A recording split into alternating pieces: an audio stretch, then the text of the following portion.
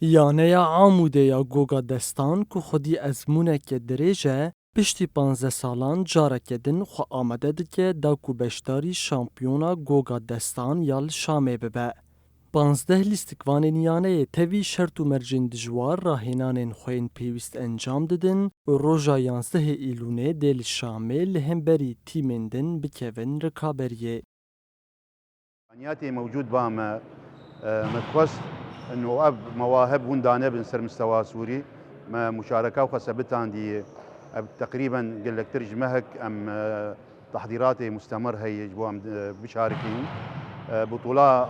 رجاله يازدي مها نهايه شاميدي طبعا وسيداتها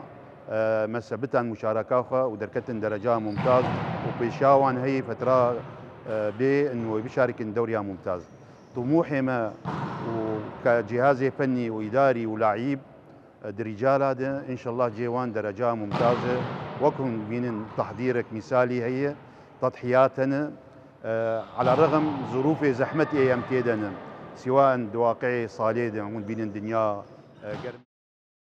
Yaneya Amûdê di warê werzişê de xwedî pisporiyekê taybet e. Bi sedan genç pêra gihandine û gelek helatên cuda cuda jî wergirtine. ام حاضر دكن دوري تصنيفي الشامي هي يازدي ما هي ان شاء الله بخير وسلامت ام نهي ما هيج بيدك انطلاق بن وبالنسبه تمارين ام حاضر جيري براستي ام مسافات شنو هاتني ام تتعبن بواري لعيبه هن لعيبه جاي جمع هنش خام شلون دلعيب دوش جمع هنش خربت البيرن وما كوم دكن سر هبدو براسي صعوبات جي جمع هن صعوبات ويش هن اف جوي هان بشكي مساعده بمرماكي اما وكيد شباب حاضر جيري باسامني قمدر كيفن شامي بازده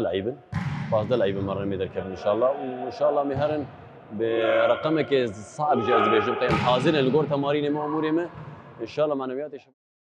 Rahîner û rêveberên yaneyê diyar dikin ew dixwazin karînên lîstikvanan geştir bikin û asta werzişê jî li herêmê bi pêş bixin.